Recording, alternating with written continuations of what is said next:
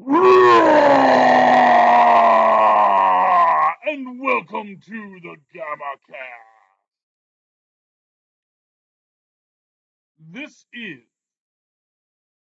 maybe not the final episode of the Gammacast, but it is certainly the last episode of the Gammacast dealing with the original series of The Incredible Hulk, which had its last air date on May 12th, 1982, with a minor problem.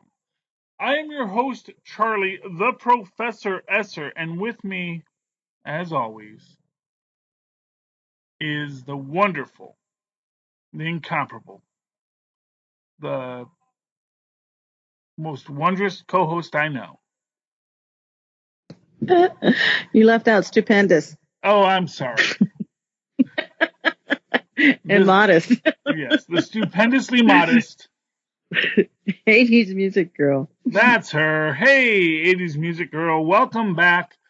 I did find out that The Incredible Hulk returns and Trial of the Incredible Hulk, which are the next two Incredible Hulk movies from the 80s, are available for download on Amazon. So we may be doing those in a bit.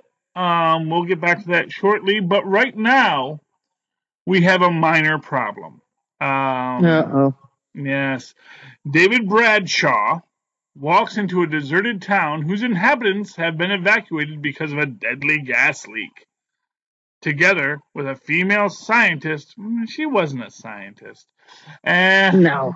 an infected dog, he runs afoul of a small group of looters. Michael Priestley, possibly, was our director. Our writers were, of course, Kenneth Johnson and Diane Frolov. Okay, this was a cool episode. Uh, Great use of the backlot as always. We have David coming into a facility. We see this life of the well-groomed hobo as David wanders into the facility where he is coming to deal with his to have an interview at a lab. Yeah. Which is good. Yes. Well, you need those interviews, and man, as a guy who works in HR right now, I tell you, just the the ease with which people were able to just go and get jobs in the 70s or the 80s. It is astounding. These like highly technical. It is. It's Yeah, well, it was an honor system. Is like he said, Yeah. hey, I'm a guy who knows stuff. Now, granted, he does know stuff, but exactly how he knows stuff, he's not being straight with them. And yeah, that's where we find ourselves. But he gets there, and Lord bless him. yeah, he gets there. The entire building is shut down. All the doors are locked, and he is not quite sure what to do next. Yeah. He has this problem in front of him, which is that everyone's gone. He then wanders through the town, and it's like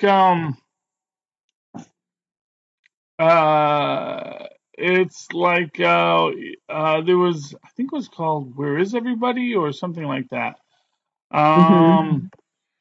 But it's an old Twilight Zone episode where a guy and I was gonna say it reminded me of an episode of Twilight Zone. Yeah, well, there is an episode of the Twilight Zone. It's called "Where Is Everybody?" I believe it's called "Where Is Everybody?" And essentially, it is this. It's very interesting because it's kind of like this virtual reality experiment for this guy who is going to be going into space. That's the big twist at the end. He's going into space, and it is sort of him, because the premise of it was that in order that they realized the biggest problem for these guys in these space capsules was going to be loneliness.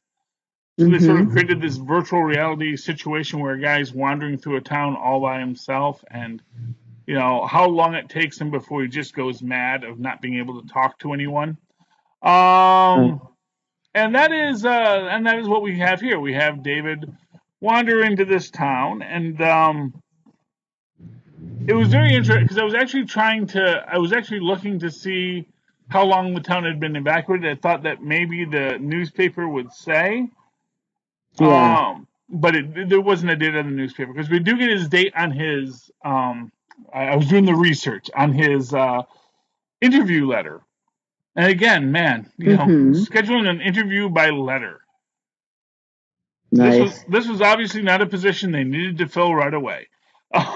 No. This was like, yes, we'll wait for the post office to send them that, and then they'll come here, and then we will assess his credentials, and yeah.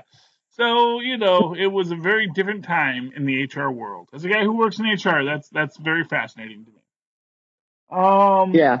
but he does see that the big news in the town is that the Samaritan picnic is today, with a nice Yeah. photograph of Rasputin there. Don't know if that was actually Rasputin, but I think that was Rasputin. I think the photo of the Yeah. founder We of this, need some pictures of old people from back in the day. Oh, he'll do. yeah, and there we go. So he goes, he does see the picnic is up. He does see that no one is in the town. He hears Yeah. noise and he realizes it's a radio. He also Hmm. sees that the food's on the ground, and so he realizes that clearly everyone just evacuated. Right. He's getting there just after the case within, I'm guessing, I mean, really want to actually put a timeline on it. It's probably because probably people wouldn't have sat down with the food at that point until like the afternoon. So, and he was only there at Right. 11. So it's probably been about 24 hours since they evacuated the town. And it probably is going to take Right. about 24 hours to really evacuate a town properly. So, Absolutely. so we're assuming this is the next day he's there, that the leak occurred, because that's what we Hmm. do find out is that there's the cover story of the chlorine leak, Right. and then there is the true story, which is that a deadly bacterium, E. coli, Hmm.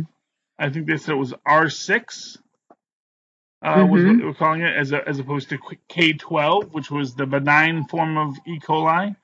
Now R6 Right. is on the loose, and it is going to be killing everyone in the show. And it does take at least 2 lives. So Yeah.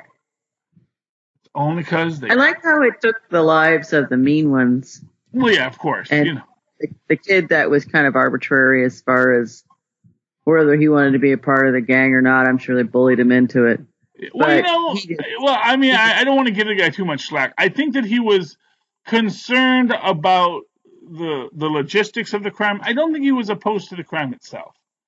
No, no. Yeah, well, obviously, but sometimes you never know. You get those kind that they kind of want to be a badass, but then it's just like, nah, this looks like too much work. I don't know. Just Yeah, this is I'll just true. This is true. watch you guys. And for what it's worth, of course, we do see the dog. And that is our first. Yes. Okay, because now we're getting a little ahead of ourselves. So David is exploring. Sees the town is empty. It's clearly been abandoned. He finds the dog, which is just a Hmm. random, scruffy little Cute Benji dog. type. Wanders into the scene and wants to eat the chicken. And David, being a conscientious guy who knows about dogs, knows don't eat the bones. Just eat the meat. Yeah. That's what you want. Don't feed a dog chicken bones, man. That's bad for dogs. Everyone knows Yeah. that. Dogs Yeah. don't know it, but all the humans know it. And so we got to be real careful with Yes. dogs. One wonders Yeah. how wolves ate birds like for millennia and didn't have this problem. But I don't know. you Maybe they know, didn't eat the bones. Maybe they knew. the wolves knew. The wolves figured it out pretty quick. But dogs, Not for Sure, there was nothing, a couple casualties before they went, hey, maybe he ate those bones. Yeah, let's not eat those things. yeah, that might be the case. Oh, moving right along, but as David is exploring, he gets cornered by a young, smartly dressed woman with I want to say that was a 22. Actually, no, So the bullets say were the bigger than a. shotgun for sure. Yeah, it wasn't a shotgun. It was. Yeah, I think the bullets were bigger than a 22, but 22 tend to have Yeah, little small bullets. But it was a long yeah. rifle. Honestly, the only long rifle I've only shot was a 22, so I don't really know Yeah. all the different calibers. But she's got a rifle that she has pointed at him, Hmm. and she believes he is part of the conspiracy, and she explains that what has been Yeah. occurring is that it is not the relatively benign chlorine leak that they're Hmm. saying. Um, Hmm. Although it was interesting because the minute they mentioned the chlorine leak, I immediately thought of there was a very famous chlorine leak. It was actually a chlorine blast in India about Hmm. this time that Wow. killed millions. Well, not millions, but Mhm. hundreds of people. And Yeah. at first when they said chlorine, I was thinking they were going to do something with that, but no, actually this. And interestingly, when David questions her when she explains that it's an E. coli infection, he Hmm. says, "Are they doing experiments with recombinant DNA?" And what struck me Hmm. as weird is I was thinking, well, why didn't he say, "Are they doing experiments with germ warfare?" Right. And I wonder if they were, because this is clearly a germ warfare thing. You Right. know, it's only there for 48 hours. It's going to kill everybody really badly. And, after 48 hours, you can come in and do the cleanup crew. Right. Um, and what I found interesting was that was not highlighted. That they're saying they're doing experiments with E. coli, but no one really talks about the germ warfare angle. And this really seems like a germ warfare angle kind of story. Right. Yeah. But we really don't get an answer to that because they're planning on what they're going to do. The young woman, uh, who is a very together woman, though not a scientist, like I said, she has a MA in. Hmm. I want to say she has her MA in. Actually, I don't know if she said what she had her MA in, but it was an MA, not an MS, so she's most likely not a science. It's probably a Master's of Arts of Business Administration. Um, which you would expect for the type of work she was doing. Right. Um, and she knows that there's incriminating evidence. And man, if there's ever an episode you needed Jack McGee in, that's the guy you want for this. And unfortunately, Exactly. I mean, one hopes that McGee came into it in an after credit scene. Um, because I always thought that would be a great thing for David to exploit that connection he has with the Hulk and Jack McGee to get these stories out when he does. Right. And he's done it a couple of times, or it's happened a couple of times, but Right. they never really made it as logical of a through line in the series as it always seemed it should be. Right. Oh, but anyway, they are getting ready to go back when all of a sudden our three criminals come in because they got past these roadblocks, which clearly were not that good of roadblocks. Uh, Mm-mm. it's kind of sad the idea that they put up roadblocks. Yes, we put a block in the road. That's a roadblock. Because surely you're going to come and you're going to say, "Oh, well, there is clearly a piece of wood in front of the road. I must turn around." Exactly. It was such a much more benign world we lived in the 1982. I imagine. We were all just so much more trusting and accepting of all things. Like, oh, no, no, no, that's a roadblock. Not going to break it. So Yeah. the criminals come to the roadblock to loot the town, Yeah. and they load up the Jimmy with their various ill-gotten gains, and then they get hungry. Mm-hmm. and decide to eat the food. And of course, by this time, David and our young female protagonist are discussing the dangers of doing so. Patty Knowlton, played by Nancy Lee Grant, because of course we see the dog. Honestly, that dog looked like it had died. I was Mm-hmm. really surprised to see that dog come back later, but it looked like, oh, they Yeah. killed the dog. And when I saw it, I was like, oh my gosh, they killed the dog. You never kill the dog. How did they get away with killing Yeah. a dog in 1982? But the dog did not stay dead. No. And honestly, it was kind of weird because the dog like later kind of just wakes up and they're like, "Oh, I'm still sick. Well, I'm cool now." It's like Yeah. you kind of feel like the dog was fighting the infection. It kind of made you wonder: is this really as deadly an infection as they're hoping it is? Well, I think that there were quite a few signs that they wanted to show us that made it look as though, this is pretty debilitating. We're starting to get rashes and discoloring skin and, pains in the abdomen area. And I'm thinking because, E. coli was, I wouldn't say wasn't a nuance then, but it started to gain momentum later on in the 80s, and restaurants where we got all the hamburger has to be cooked thoroughly before we serve it to customers or they'll die of bacteria. No more rare hamburgers, kids. No more rare burgers. And, it was the thing that I thought, just because my mind is twisted, and I'm looking at this food going, okay, so how long has this outbreak been evident? At least 24 hours? Yeah. Don't eat that potato salad, for God's sake. Please, well, yeah. Really, you E. coli without an infection outbreak. So eat the potato salad alone, for Christ's sake. And you're just like, oh, I know this stuff has been sitting out here for like a whole day, but boy, it looks really good.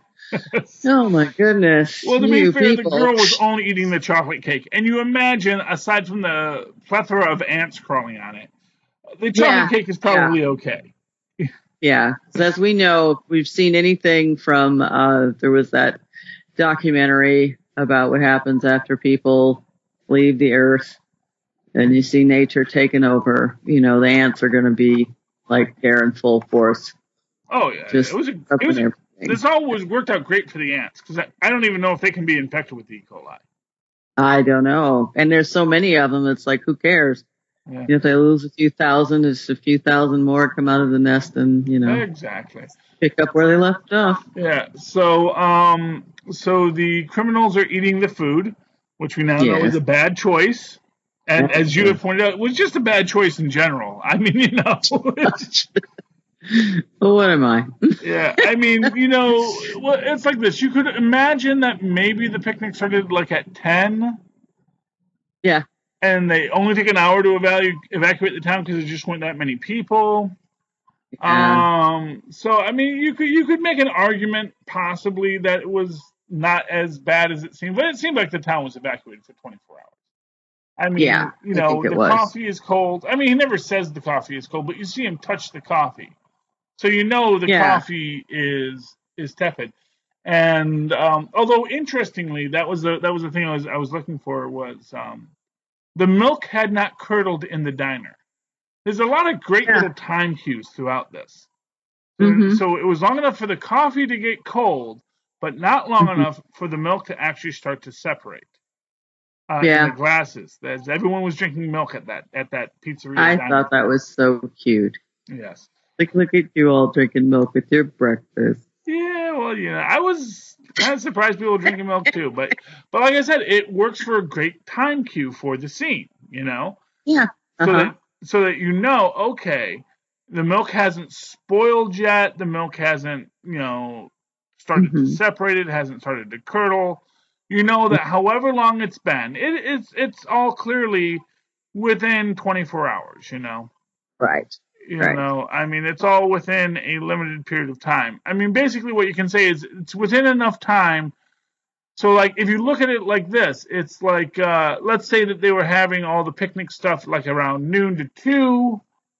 So it's under 24 hours by the time he gets there. Right.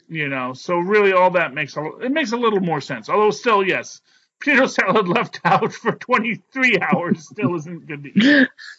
Right. But our blonde-haired guy just takes a big old dollop of it. He was not worried. Not a problem. Not a problem. But as David and was it Pamela try to get to the lab to get because they realize, well, there's probably antibiotics in the lab, and then we'll be okay, and we can get the thing, so we can actually do it all together. Patty, not Pamela. But then the criminals hear them, they throw a bike at them, stop them, and jump them, and we get a great. We get a nice, we get, of course, they're trying to explain to them, look, you guys ate the food, you're in danger, we need to get you to a hospital. And of course, they don't believe them. And then we get the two guys fighting David, and the girl goes after Patty as she runs. We get a neat little cat fight. And then, of course, the guys throw David through a plate glass window, which leads to our first Hulk out. Yes. And, good Hulk out as always. I love when he pushes the wall away and the glass shatters, as he's just moving his way out.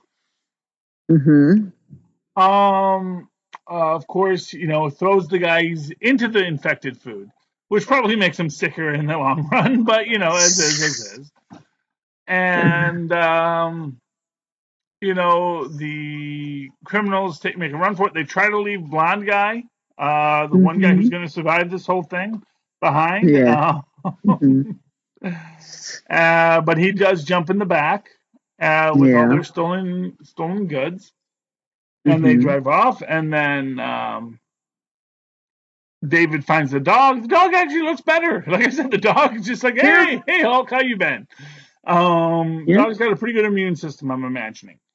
And then turns back to David, goes steals some clothes from the local haberdashery.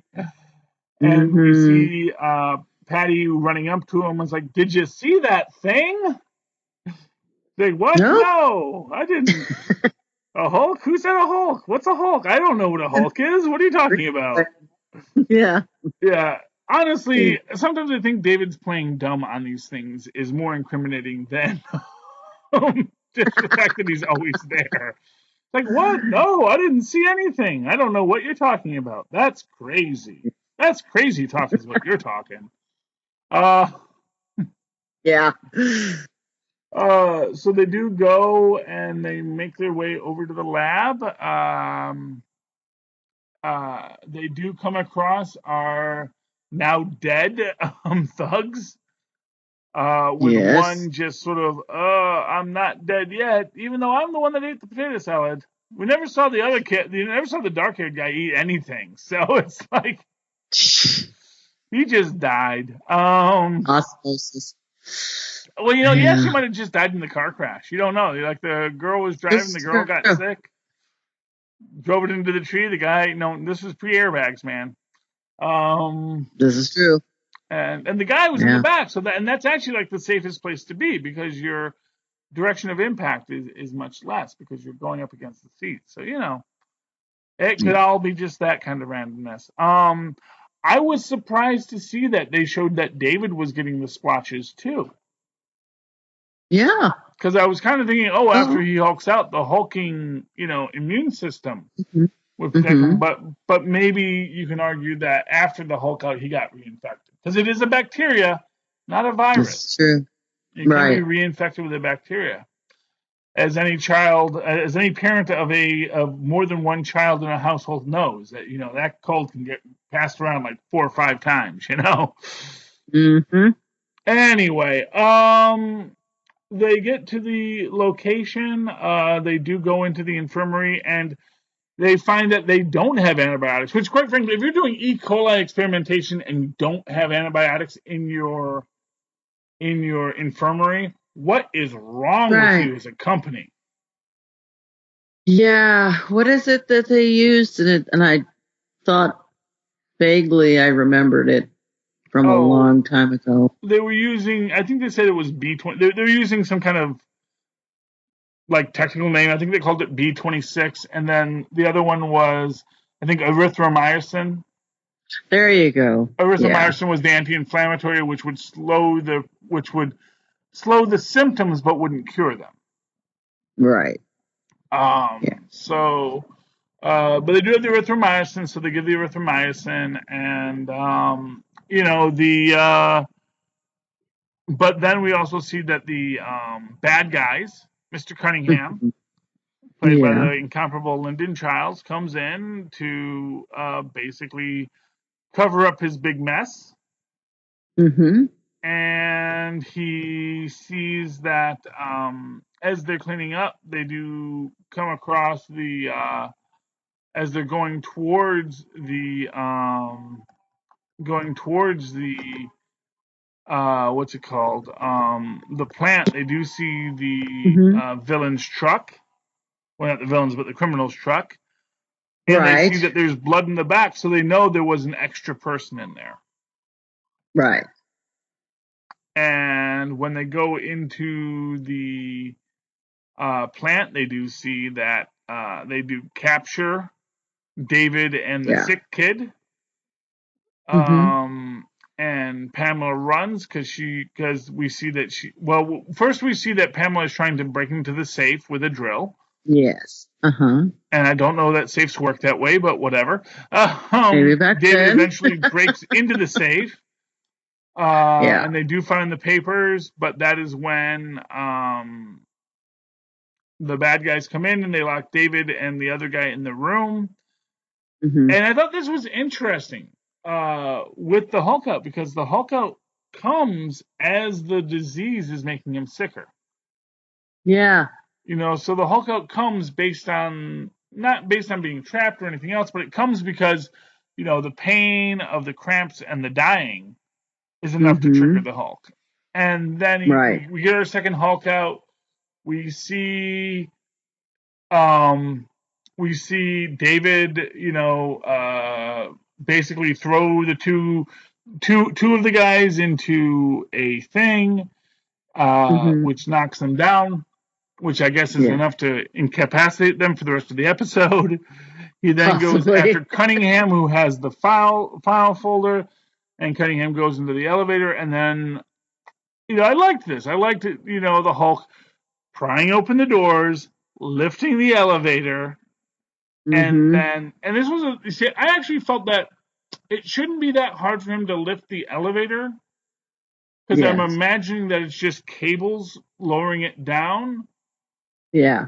rather than it being, so it shouldn't be any heavier than like the actual elevator thing, which I felt he should be able to lift. But either way, it is Yeah. cool. He does lift up the elevator. He then opens up the secondary doors. And yes, the elevator wouldn't drop down because elevators are designed to stop if there's slack in the cable. So Yeah. because he had lifted it and there was slack in the cable, the elevator isn't going to drop down because it has a locking mechanism to keep elevators from dropping. It's a very important safety Cool. feature in all elevators in the United States. Awesome. Awesome. So he then goes in, and I love this because the guy panics at the whole thing and he drops the folder, and then the Hulk picks up the folder, Yeah. and the Hulk knows what's important in this scene. Mm-hmm. And he gathers up the paperwork, and then the next scene we see is David with more found clothing. Mm-hmm. At this point, though, probably clothing horribly covered in E. coli, so I don't know how bright this move is. We see, the Yeah. dog and the blonde-haired criminal in the back of the VW, Mm-hmm. and Patty in the passenger seat with the folder on her lap. Yes. And she's like waking up, I guess, because I guess the erythromycin is finally kicking in. And she's like, "What? What happened?" It's like, "Oh, it's right there in your lap. Let's go to a hospital." Yeah. And it is like it was interesting. I mean, it's a great way to tie it all up. You know, I love that. The last line of the series is David saying, "We're all going to be okay." Yeah. because it is a great. I don't know if this was a planned final episode of the series, but I thought it worked nicely for it. You know, um, we do have David trying to get into a science lab to work on his own problem, but then has to use his own intellect and knowledge to solve this other problem. And comes to say, I think we're all going to be okay. They left the criminals in the lab, but then again, the EPA is going to show up and say, exactly why are you all in hazmat suits and why are you here in the evacuated town? And then, of course, Jack McGee is going to break the story of what they were doing there. Of course. Because of course Patty's going to turn state's evidence on this whole thing, and I hope David. Honestly, it's smart if David does give Jack the tip on this, because of course the more Jack gets involved in other stories, the less he's on the hook. Yes. So that's important that we get Jack researching other stories from David's perspective. Very true. Any other thoughts on tonight's episode, 80s Music Girl? Well, yes, and you know me, I have to be contrary. No, be contrary. Only because that's kind of how my brain works. At the beginning of the episode, there was lots of, my grandmother used to call it milling about. Clearly David was perplexed at why there was no one there to meet him for his interview. And he went out and there was people having lunch at the plant and he's looking at the food and sniffing the cups and I'm just like, okay. And to me, it seemed as though this went on for quite a while. From the time he arrived in the town until he actually met his first entity. I think he met the dog before he met the lady with the rifle. Yeah. So that seemed like it took about 10 minutes. And then we had some action and people were being thrown about by the hook and, other crazy people are eating moldy potato salad and things like that. And then they get to the plant and then the person involved with all of this bacteria and E. coli and everything with his henchmen are trying to clean up the situation and they see the Volkswagen, I think, or is a Jetta, over at the Paul. There she is. Well, let's go get her and blah, blah, blah. So they get in there and the chase scene seems as though it took another 10 minutes. And I'm going, is it because it was the last episode? You guys really didn't have a whole lot of dialogue for this particular, part of this. Yeah, I mean, either she was like, either the person who wrote it was like a marathon runner or she was a marathon runner, but there was just an awful lot of running in that scene. And she clearly had a major head start on this guy. And perhaps it was age and he couldn't really keep up. I don't know. But there was a lot of going up the stairs and down the stairs. And after a while, I'm starting to think, are you just like going around in a big circle? Because I could have swore I saw that trash can the last time you ran around this corner. Well, so, if you are running an evasion pattern, doubling back is a part of that. Oh, yes. Yes, absolutely. Thank you for reminding me of that. Yeah. Tactical strategy really isn't my thing. Yeah, but it just, for it to be the last episode, I really was hoping for more, I guess. Well, yeah. I will say this I don't think they knew this was the last episode. In fact, I think I've read elsewhere that they were like kind of surprised. It's always that way that they get surprised when that last episode happens and someone says, "Oh no, we're not renewing you next year."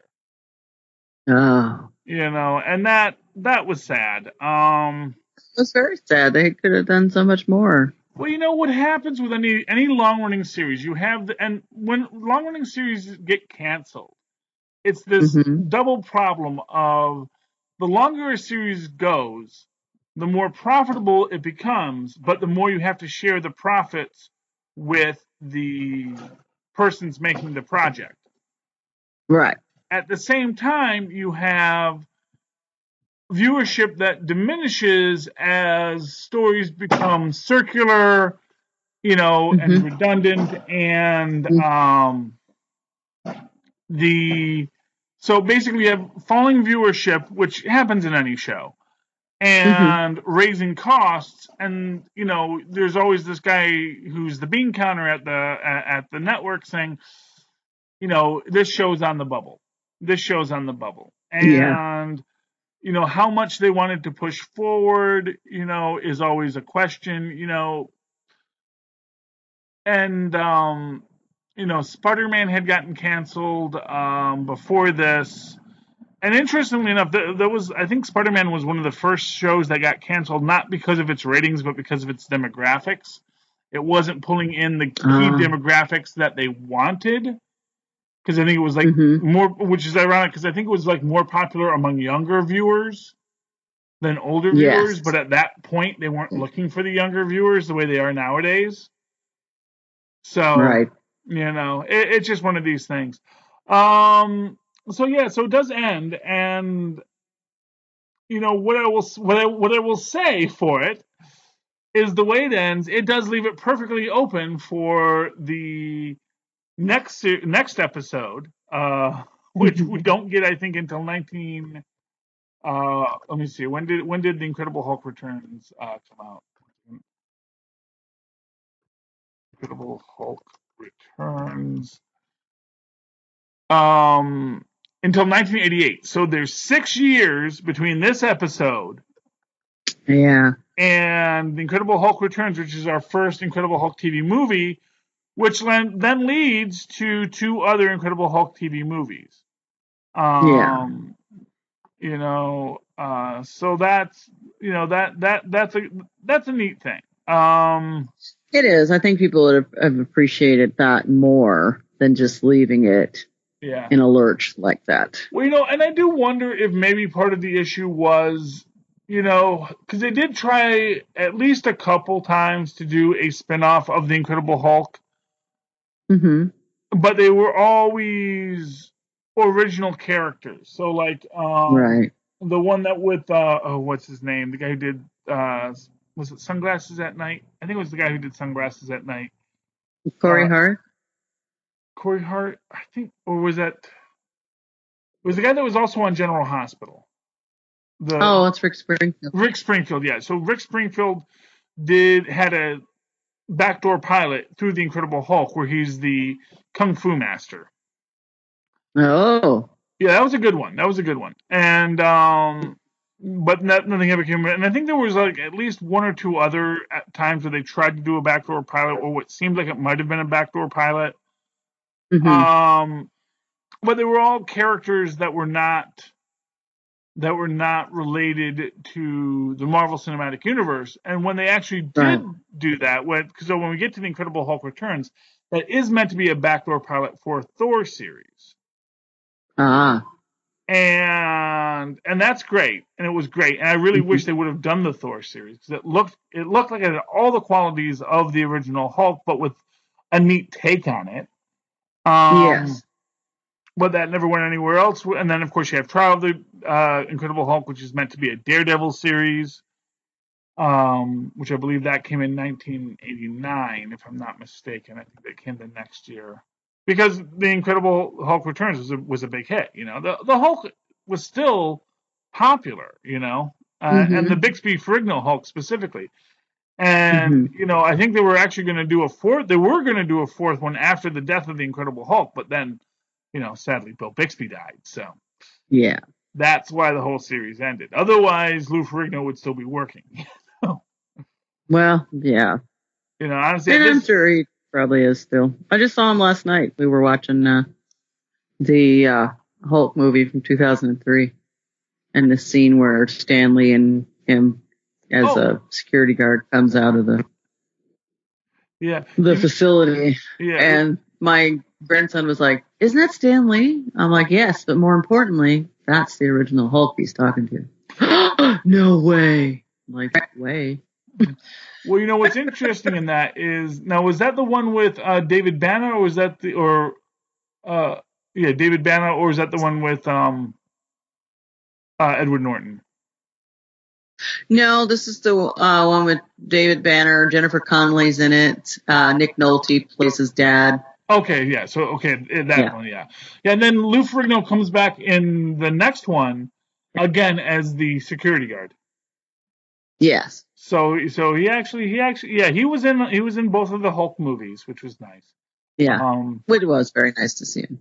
Yes, and even I think he gets a voice credit acting on the Hulk in those. But yeah, so yeah, but no, it's not the best ending to the Hulk. Honestly, the best ending to the Hulk was the ending of the first movie of it, which was called Death in the Family, where he basically cures himself at the end, and then he wanders off. And we think, did he get the cure? Or did the cure not work? So that was a great ending, and it's kind of sad that we had at that very first episode they really considered how to end a Hulk series, and they didn't really do that here. But then again, maybe the ambiguity of not having an ending for the Hulk is maybe as important as anything else. Yes. Okay.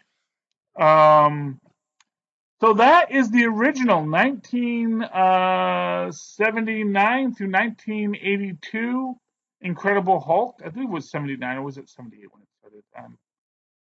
The movies don't actually tie to the original series, but yeah, that was the end of it, and I've enjoyed the entire process. I have to say, I really think that the Hulk was. I think there's a reason why this is an incredible series. Not to, not no pun intended. Yeah. I think that this really, it was able to capture something really great when you're making a show about a gigantic, hulking monster.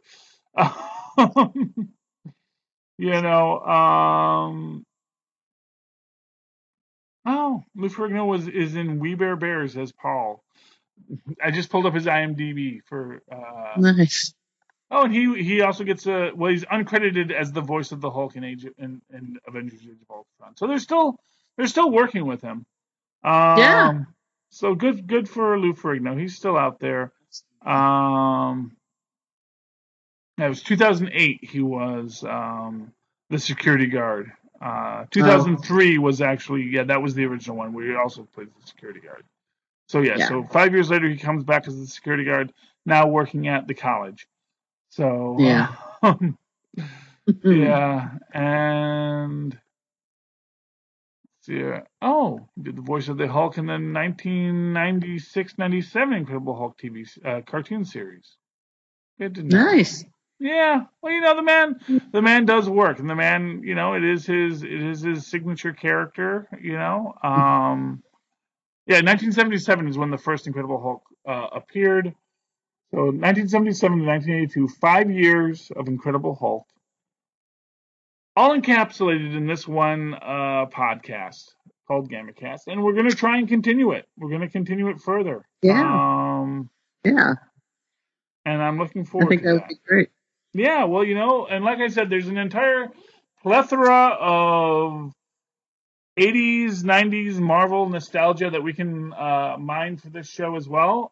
It may not be as consistently put out there because, of course, it's not a weekly series. But as long as 80s Music Girl or one of the other many great co-hosts we've had on this show are willing to do this with me, I'm willing to do it.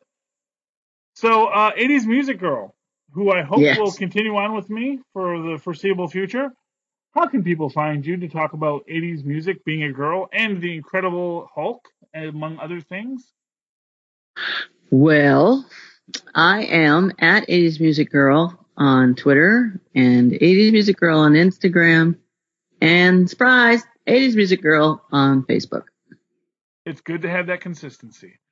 And, of course, you can always write to me in that old-fashioned email way, the way our Moz and Poz once did back in the 80s, at superconnectivityblog@gmail.com. That's superconnectivityblog, all one word, @gmail.com. And, of course, follow me on the Twitters as I live tweet. We're going to try and live tweet the Orville tonight. It's Sunday, September 10th. And the Orville is premiering. I'm going to try and live tweet that. It looks like fun. And the Inhumans is coming back. So follow me. Who knows? You might get some interesting insights into all kinds of things. At Charlie Esser, that's CharlieEssescr. Look for the two E's in the middle for quality. Thank you for hulking out with us, ladies and gentlemen. Please, and we will, in the near future, hulk out again. Join us then.